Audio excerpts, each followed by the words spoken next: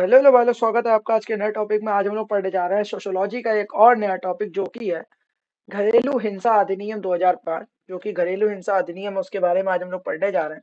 बहुत ज्यादा important topic है, बहुत बार आने वाला टॉपिक है, इसलिए हम लोग उसको पढ़ रहे हैं। और उसकी प्रभावशीलता का जो प्रभावशीलता है, जो क्या उसका प्रभाव पड़ा है, जो घरेलू हिंसा अधिनियम 2005 बनाया गया था उसका क्या प्रभाव पड़ा है समाज पे, उसका हम लोग आज मूल्यांकन करेंगे इस टॉपिक के अंदर। ये अभी जल्दी में जो इतने भी सोशियोलॉजी के पेपर हुए हैं उसमें बहुत ज्यादा सोशियोलॉजी है यानी समाज है, तो समाज से रिलेटेड टॉपिक्स को आपको पढ़ के जाना चाहिए। इंपॉर्टेंट टॉपिक है, तो चलिए शुरू करते हैं। इसमें प्रस्तावना डालेंगे हम लोग, मतलब जो इंट्रोडक्शन है वो डालेंगे और शुरू करेंगे। मतलब टॉपिक घरेलू हिंसा एक क्या है, गंभीर सामाजिक समस्या है। घरेलू हिंसा क्या है, एक गंभीर सामाजिक समस्या है जो महिलाओं के शारीरिक, मानसिक और सामाजिक स्वास्थ्य को प्रभावित करती है। जो घरेलू हिंसा एक गंभीर सामाजिक समस्या है जो महिलाओं के शारीरिक, मानसिक और सामाजिक स्वास्थ्य को प्रभावित करती है। घरेलू हिंसा से महिलाओं का संरक्षण अधिनियम 2005, यानी जो घरेलू हिंसा है उससे महिलाओं का संरक्षण अधिनियम 2005, जो protection of women and domestic violence act 2005 क्या है, एक समग्र कानून है इसके खिलाफ। इसका उद्देश्य महिलाओं को उनके घरों में हिंसा और दुर्व्यवहार से संरक्षण प्रदान करना है। घरेलू हिंसा क्या है, एक गंभीर सामाजिक समस्या है, ठीक है, जो महिलाओं के शारीरिक और मानसिक और सामाजिक स्वास्थ्य को प्रभावित करती है। ठीक है, शारीरिक रूप से प्रताड़ित होती है, मानसिक रूप से प्रताड़ित होती है, सामाजिक स्वास्थ्य के रूप से भी प्रताड़ित वो होती है, वो प्रभाव पड़ता है उनके हर तरीके के प्रोस्पेक्टिव पे। तो जो घरेलू हिंसा से महिलाओं का संरक्षण अधिनियम बनाया गया था 2005 में, जिसे हम लोग क्या कहते हैं, protection of women for from domestic violence act 2005, एक समग्र कानून है जिसका उद्देश्य क्या था, महिलाओं को उनके घरों में जो हिंसा हो रही है और जो दुर्व्यवहार हो रहा है उससे संरक्षण प्रदान करना है। इस अधिनियम का उद्देश्य सबसे ज्यादा था महिलाओं को कानूनी अधिकार और सहायता प्रदान करना। इस अधिनियम का सबसे ज्यादा उद्देश्य था, वो क्या था, महिलाओं को क्या करना, कानूनी अधिकार और सहायता प्रदान करना। हिंसा करने वाले को उत्तरदायी बनाना, जो हिंसा करने वाला है उसको उत्तरदायी बनाना, और महिलाओं को सुरक्षित वातावरण देना, और महिलाओं को क्या देना, सुरक्षित वातावरण देना। यह कानून महिलाओं को न केवल शारीरिक हिंसा बल्कि मानसिक, भावात्मक, यौन तथा आर्थिक हिंसा से भी संरक्षण देता है।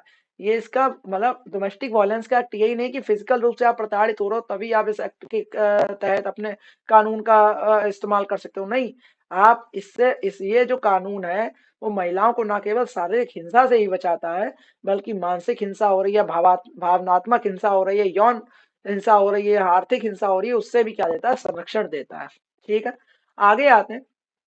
तो कह रहा है कि इस अधिनियम की जो प्रभावशीलता है का मूल्यांकन करते समय इसके सकारात्मक प्रभाव, कमियां और व्यवहारिक चुनौतियों का विश्लेषण भी करना आवश्यक है। मतलब इस अगर अधिनियम की हम लोग क्या करें, इस अधिनियम की अगर हम लोग क्या कर रहे हैं, मूल्यांकन कर रहे हैं प्रभावशीलता का, तो उसको करते समय में क्या करना है, इसके पॉजिटिव इफेक्ट को भी, इसकी कमियां जो हैं और जो व्यवहारिक चुनौतियां हैं, चैलेंजेस हैं, उन सबका विश्लेषण आवश्यक है इसके अंतर्गत। ठीक है, तो हम लोग इसकी विशेषताएं पढ़ लेते हैं। सबसे ज्यादा तो घरेलू हिंसा अधिनियम 2005 की क्या मुख्य विशेषताएं क्या है, सबसे ज्यादा मुख्य इसकी विशेषताएं क्या है वो हम लोग पढ़ लेते हैं। पहला है व्यापक परिभाषा। इसकी व्यापक परिभाषा क्या होगी इस अधिनियम की, तो इस अधिनियम के अंतर्गत जो घरेलू हिंसा है उसको व्यापक रूप से परिभाषित किया गया है, जिसमें शारीरिक, मानसिक, भावनात्मक, यौन और आर्थिक हिंसा शामिल है। ठीक है, इसको व्यापक रूप से घरेलू हिंसा को परिभाषित किया गया है, जिसमें शारीरिक, मानसिक, भावनात्मक, यौन तथा आर्थिक हिंसा भी क्या है, शामिल है। पीड़िता को अधिकार, जो पीड़िता है उसको क्या क्या अधिकार प्राप्त है, तो महिलाएं न्यायिक संरक्षण और मुआवजे के लिए आवेदन कर सकती हैं। जो महिलाएं हैं वो न्यायिक संरक्षण और जो मुआवजा होता है उसके लिए क्या कर सकती हैं, आवेदन कर सकती हैं। अधिनियम के तहत जो पीड़ित महिला होती है उसको शरण स्थान और मकान में रहने का अधिकार मिलता है। अधिनियम के तहत जो पीड़ित महिला होती है उसको शरण का स्थान मिलता है और मकान में रहने का भी अधिकार मिलता है। ठीक है, पीड़िता के अधिकार कौन कौन से हैं, महिलाएं न्यायिक संरक्षण और मुआवजे के लिए आवेदन कर सकती हैं। सबसे पहले तो कोर्ट में उसे न्यायिक संरक्षण मिल जाए, जुडिशियल उसे प्रोटेक्शन मिल जाए और मुआवजा मिल जाए उसका। ठीक है, एलिमनी जो लोग कहते हैं। ठीक है, अधिनियम के तहत जो पीड़ित महिला है वो शरण स्थान और मकान में रहने का अधिकार मिलता है। लेकिन आजकल इस अधिनियम का गलत उपयोग भी किया जा रहा है। आप लोग समझदार हैं, आप लोग ऑनलाइन चलाते हैं तो आप बेहतर समझ के होंगे मैं किसकी बात कर रहा हूँ। तो ये घरेलू हिंसा अधिनियम उन महिलाओं के लिए जिन पे रियल में जो होता है, जिन्हें रियल में प्रताड़ित किया जा रहा है, ये उनके लिए बनाया गया था। ये सोच के बनाया गया था कि उनको कानूनी अधिकार मिले, उन्हें अधिकारों से वंचित ना रखा जाए, उन्हें संरक्षण मिले, न्यायिक संरक्षण मिले, मुआवजा मिले, शरण का स्थान मिले। इसीलिए बनाया गया था। ठीक है, आगे चलते हैं। घरेलू संबंध क्या होते हैं? घरेलू संबंध, यह अधिनियम उन महिलाओं की सुरक्षा करता है जो विवाह, लिव इन रिलेशनशिप या रक्त संबंधों में है। यह अधिनियम उन महिलाओं की भी सुरक्षा करता है जो विवाह के उसमें है, लिव इन रिलेशनशिप में है या रक्त संबंधों में है। तो वो घरेलू संबंध ही है। अब ये ध्यान रखना, खाली विवाह के अंतर्गत ही नहीं आप ये धारा लगेगी कि घरेलू हिंसा अधिनियम डोमेस्टिक वायलेंस का केस लग जाए। लिव इन में भी आप रह रहे हो, रिलेशनशिप जिसे आप कहते हो, बाबू सोना, उसमें भी ये लग जाता है और रक्त संबंधों में भी होता है। ठीक है, अधिकार क्षेत्र देखते हैं। तो अधिकार क्षेत्र क्या क्या है इसका? अधिकार क्षेत्र है, महिला मजिस्ट्रेट अदालत के समक्ष आवेदन कर सकती है। तो महिला मजिस्ट्रेट होती है वो मजिस्ट्रेट अदालत के समक्ष क्या कर सकती है? आवेदन कर सकती है। और कोर्ट क्या करेगी? सुरक्षा आदेश, मुआवजा आदेश या निवास आदेश आदि पारित कर सकता है। ठीक है, महिला मजिस्ट्रेट अदालत के समक्ष क्या कर सकती है? आवेदन कर सकती है सबसे पहले तो। और जो कोर्ट होगा उसे क्या कर देगा? सुरक्षा आदेश दे देगा, या तो मुआवजा आदेश दे देगा, या तो निवास का आदेश पारित कर सकता है। ठीक है, विशेष अधिकारियों की नियुक्ति। विशेष अधिकारियों की नियुक्ति के अंतर्गत कह रहा है कि जो अधिनियम के अंतर्गत जो संरक्षण अधिकारी होते हैं यानी प्रोटेक्शन ऑफिसर्स होते हैं, उनकी नियुक्ति की जाती है जो पीड़ित महिला की सहायता करते हैं। ठीक है, अधिनियम के अंतर्गत जो संरक्षण अधिकारी होते हैं, प्रोटेक्शन ऑफिसर, उनकी नियुक्ति की जाती है इस अधिनियम के अंतर्गत। जिससे क्या होता है? वो पीड़ित महिला की क्या करते हैं? सहायता करते हैं। ठीक है, त्वरित न्याय प्रक्रिया, मतलब एक्सीलरेट, फटाफट न्याय की प्रक्रिया इसके अंतर्गत होती है। तो न्यायालय को अधिनियम के तहत मामले की सुनवाई 60 दिनों के भीतर आदेश देने का प्रावधान है। न्यायालय में को जो अधिनियम के तहत क्या है, कोई भी जो मामला है इससे रिलेटेड, डोमेस्टिक वायलेंस से रिलेटेड, तो उसके अंदर उसकी जो सुनवाई होगी वो 60 दिनों के भीतर भीतर आदेश देने का हम लोग का प्रावधान दिया गया है त्वरित न्याय प्रक्रिया के अंतर्गत। ठीक है, घरेलू हिंसा अधिनियम 2005 की प्रभावशीलता क्या है? 2005 की जो प्रभावशीलता है वो क्या क्या है, उसको देखते हैं। तो घरेलू हिंसा अधिनियम 2005 ने महिलाओं को कानूनी सहायता और संरक्षण प्रदान करने के लिए एक व्यवस्थित ढांचा तैयार किया। ठीक है, घरेलू हिंसा अधिनियम 2005 ने जो महिलाएं थी उनको कानूनी सहायता और संरक्षण प्रदान करने के लिए व्यवस्थित ढांचा तैयार किया। इसकी प्रभावशीलता का मूल्यांकन निम्नलिखित पहलुओं से किया जा सकता है। और इसकी जो प्रभावशीलता है उसका मूल्यांकन किसके, जो निम्नलिखित नीचे पहलू दिए गए हैं उनके आधार पे किया जा सकता है। पहला हो गया सकारात्मक प्रभाव। इसका सकारात्मक पॉजिटिव इम्पैक्ट क्या पड़ता है वो देखते हैं भाई। तो वो क्या कह रहा है कि जो महिलाओं को कानूनी संरक्षण मिला, जो महिलाएं थी उनको क्या मिला? कानूनी संरक्षण मिला। अधिनियम ने घरेलू हिंसा को एक कानूनी अपराध घोषित किया। जो अधिनियम था उसने क्या कर दिया? जो घरेलू हिंसा थी उसको एक कानूनी अपराध घोषित किया, जिससे महिलाओं को न्याय पाने का मार्ग मिला। जिससे जो महिलाएं थी उनको क्या मिला? न्याय पाने का मार्ग मिला। महिलाओं की सुरक्षा के लिए अदालतें त्वरित राहत प्रदान कर सकती हैं। तो महिलाओं की सुरक्षा के लिए क्या कर सकती हैं अदालतें? त्वरित फटाफट राहत को प्रदान कर सकती हैं। ठीक है, व्यापक परिभाषा और अधिकारों का विस्तार। जो व्यापक परिभाषा और अधिकारों का विस्तार किसके अंतर्गत है? तो अधिनियम में केवल शारीरिक हिंसा ही नहीं बल्कि मानसिक, आर्थिक, यौन हिंसा को भी शामिल किया गया है। व्यापक रूप से फैला हुआ है ये। और महिलाओं को उनके मकान में रहने का अधिकार और अंतरिम मुआवजा प्रदान किया गया है। ठीक है, इसका सकारात्मक प्रभाव है। उसके बाद कानूनी जागरूकता में वृद्धि हुई है। इस कानून में के लागू होने के बाद महिलाओं में अपने अधिकारों के प्रति जागरूकता बढ़ी है। इसका आजकल गलत यूज भी हो रहा है, आप समझ रहे होंगे। कई एनजीओ जो होते हैं और महिला संगठनों ने इसे लागू करवाने की भूमिका निभाई है। कई ऐसे एनजीओ चल रहे हैं और जो महिला संगठन हो गए वो क्या कर रही है? इसे लागू करवाने की भूमिका निभाई है। आगे देखते हैं। तो कह रहा है जो लिव इन रिलेशनशिप को मान्यता मिल गई है भाई। जो लिव इन रिलेशनशिप है उसको मान्यता मिली है। अधिनियम ने लिव इन रिलेशनशिप में रहने वाली महिलाओं को भी कानूनी संरक्षण प्रदान किया है। जो ये अधिनियम है डोमेस्टिक वायलेंस 2005 वाला, इस अधिनियम में जो लिव इन रिलेशनशिप है उसमें रहने वाली जो महिलाएं हैं उनको भी कानूनी संरक्षण प्रदान किया है। वो भी यहाँ पे डोमेस्टिक वायलेंस का केस लगा सकती हैं, ये ध्यान रखिएगा। संरक्षण अधिकारियों की भूमिका क्या कह रही है कि अधिनियम के तहत नियुक्त संरक्षण अधिकारी पीड़िता की शिकायत दर्ज करवाने, न्यायालय के आदेशों का पालन सुनिश्चित करने और महिला को शरण स्थान में पहुंचाने में मदद करते हैं। तो अधिनियम के तहत क्या होता है? नियुक्त जो संरक्षण अधिकारी है वो पीड़िता की शिकायत दर्ज करवाने और न्यायालय के आदेशों का पालन सुनिश्चित करने और महिला को शरण स्थान पहुंचाने में मदद करते हैं। ठीक है, आगे क्या कह रहा है?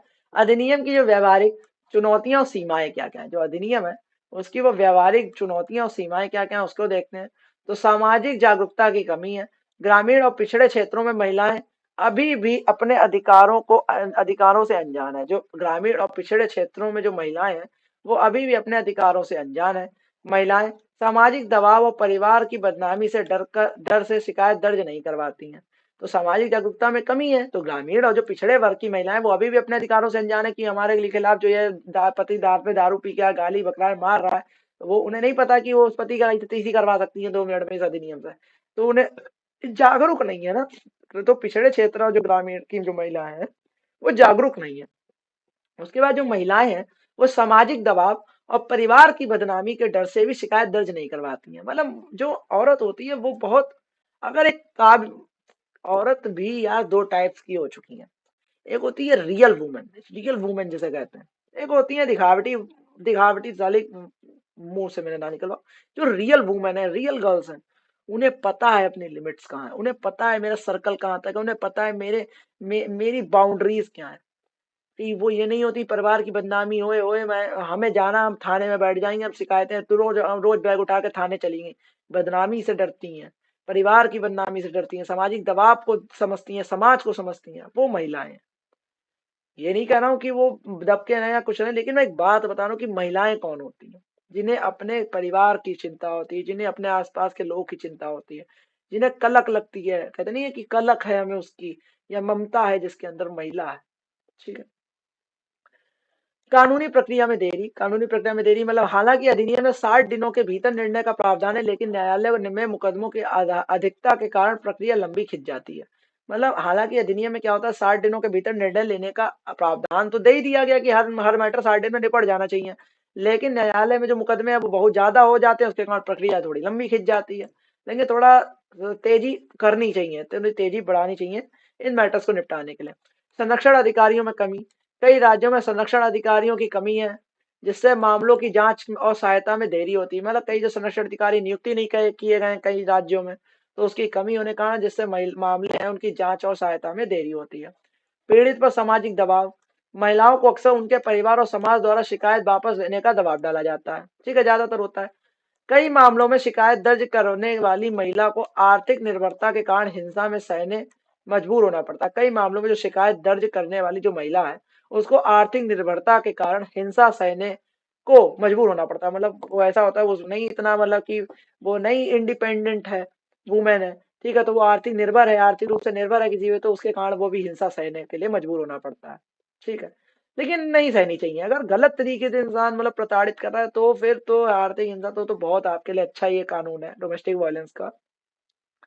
ठीक है, बहुत अच्छी कानून है इसका। इसके खिलाफ, इसके लिए जागरूकता फैलानी चाहिए और संरक्षण अधिकारियों को जल्द से जल्द नियुक्त करवाना चाहिए। पुरुषों में गलत धारणा, कुछ लोगों को इस अधिनियम को पुरुष विरोधी कानून समझते हैं। भाई कुछ ऐसे अधिनियम है, हम भी पुरुष हैं, हमें भी लगता है हाँ यार गलत बात है यार, हमारे खिलाफ कानून मानते हैं, ये मारो ही क्यों यार, गलत जब अच्छी यार औरत है तो भाई कहते हैं, जिससे गलतफहमियां उत्पन्न होती हैं। लोग कहते नहीं है कि अपनी पसंदीदा औरत के लिए पुरुष कुछ भी करता है, तो ये रियलिटी है। मतलब आप जो केयर कर रही है, जो समझ रही है, जो उसके सुख दुख सब में साथ है जो महिला, पुरुष नहीं मारता है उसे, जो मार रहा है वो पुरुष ही नहीं है। ठीक है, तो पुरुष विरोधी कानून तो नहीं है ये। ठीक है, इससे गलतफहमियां उत्पन्न होती हैं। और पुनर्वास, जो पुनर्वास और सहायता का अभाव होता है, पुनर्वास और सहायता का अभाव मतलब पीड़ित महिलाओं को शरण स्थल, जो पीड़ित महिलाएं हैं उनको शरण स्थल यानी कि शेल्टर होम्स और आर्थिक सहायता में कठिनाइयों का सामना करना पड़ता है। जो पीड़ित महिलाएं हैं, उनको शरण स्थल यानी कि शेल्टर होम्स और जो आर्थिक सहायता है उनमें क्या होता है, कठिनाइयों का सामना करना पड़ता है। घरेलू हिंसा अधिनियम की प्रभावशीलता के उदाहरण क्या क्या है, अब इसके एग्जांपल्स देख लेते हैं हम लोग घरेलू हिंसा अधिनियम के। तो शहरी क्षेत्रों में जागरूकता बढ़ी है, न्यायिक आदेश, एनजीओ की भूमिका, महिलाओं की भागीदारी। ठीक है, देखते हैं शहरी क्षेत्रों में जागरूकता। कई शहरी महिलाएं इस अधिनियम का उपयोग करके अपने अधिकारों की रक्षा कर रही हैं। ठीक है, उसके बाद न्यायिक आदेश, हाल के वर्षों में कई अदालतों ने महिलाओं को उनके अधिकारों की रक्षा में निवास आदेश और सुरक्षा आदेश पारित किए हैं, बहुत सही। एनजीओ की भूमिका, सेवा सखी जनहित जैसे संगठनों ने पीड़ित महिलाओं की सहायता की है, बहुत अच्छा है। उन लोगों ने क्या करा, सेवा सखी और जनहित जैसे संगठन है उन्हें पीड़ित महिलाओं की सहायता कर रही है और करनी भी चाहिए। घरेलू हिंसा के मामलों में रिपोर्टिंग में बढ़ोतरी हुई है, जो कानून के प्रति जागरूकता को दर्शाता है। ठीक है, घरेलू हिंसा के जो मामले उनमें क्या है, रिपोर्टिंग में बढ़ोतरी हुई है, जो कानून के प्रति जो जागरूकता है उसको क्या करता है, दर्शाता है। सुधार हेतु सुझाव क्या क्या है इसके अंतर्गत, सुधार हेतु क्या सुझाव दे रहे हैं, सामाजिक जागरूकता कार्यक्रम, ग्रामीण क्षेत्रों में महिलाओं के बीच अधिकारों की जागरूकता के लिए अभियान चलाने की आवश्यकता है। जो ग्रामीण क्षेत्रों में जो महिलाएं हैं, उनके बीच अधिकारों की जागरूकता के लिए अभियान चलाने की आवश्यकता है। त्वरित न्याय व्यवस्था, अदालतों में घरेलू हिंसा के मामलों के लिए विशेष अदालतों की स्थापना होनी चाहिए। अदालतों में जो घरेलू हिंसा के मामले हैं, उनके लिए विशेष अदालतों की स्थापना होनी चाहिए। ठीक है। संरक्षण अधिकारियों की नियुक्ति होनी चाहिए। प्रत्येक जिले में पर्याप्त संख्या में संरक्षण अधिकारियों की नियुक्ति की जानी चाहिए, क्योंकि प्रत्येक जिले में अगर पर्याप्त संख्या में संरक्षण अधिकारी की नियुक्ति होगी तो उसी से महिलाओं का संरक्षण हो सकेगा। ठीक है। आर्थिक स्वतंत्रता के लिए पीड़ित महिलाओं के लिए आर्थिक सहायता योजनाएं चलाई जानी चाहिए। स्वरोजगार कार्यक्रमों को लागू किया जाना चाहिए, जिससे वुमेन से वो इंडिपेंडेंट हो जाए और वो अपने अधिकारों की रक्षा कर सकें। शरण स्थलों की व्यवस्था करनी चाहिए। तो पीड़ित महिलाओं के लिए सुरक्षित शरण स्थलों की संख्या में वृद्धि होनी चाहिए। जो पीड़ित महिलाएं हैं, उनके लिए सुरक्षित शरण स्थल है, उनकी संख्या में क्या होनी चाहिए, वृद्धि होनी चाहिए। आखिरी में निष्कर्ष ये कह रहा है इस मैटर में कि घरेलू हिंसा अधिनियम यानी डोमेस्टिक वायलेंस जो अधिनियम है, उसमें 2005 में महिलाओं की सुरक्षा और अधिकारों को सुनिश्चित करने के लिए एक महत्वपूर्ण कानून है। बहुत जरूरी है ये। इस अधिनियम ने महिलाओं को कानूनी संरक्षण दिया है, उन्हें घरेलू हिंसा के खिलाफ लड़ने के लिए सशक्त बनाया है। हालांकि इसके कार्यान्वयन में अभी भी कुछ चुनौतियां बनी हुई हैं, लेकिन सामाजिक जागरूकता, कानूनी प्रक्रिया और उसमें सुधार, प्रशासनिक ढांचे को मजबूत करके इसे और भी अधिक प्रभावी बनाया जा सकता है। ठीक है। यह अधिनियम केवल एक कानूनी दस्तावेज ही नहीं है, बल्कि महिलाओं के सम्मान, गरिमा और आत्मनिर्भरता को बढ़ावा देने का क्या है, एक महत्वपूर्ण साधन भी है। ठीक है। तो घरेलू हिंसा अधिनियम 2005 की जो प्रभावपूर्ण नहीं प्रभावशीलता है, उसके बारे में हम लोगों ने पढ़ा। बहुत अच्छा टॉपिक था। हम लोगों को समझना चाहिए। ये एक तो देखो, सोशोलॉजी ऐसी चीज होती है जो समाज से जोड़ती है। अगर आप इसको समझ रहे हो, आपको अपने जीवन पे उतारते हो, तो बहुत अच्छी चीज है ये।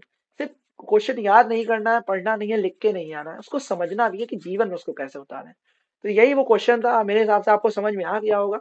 और ऐसे ही वीडियोस आते रहेंगे। तब तक के लिए जय हिंद, जय भारत।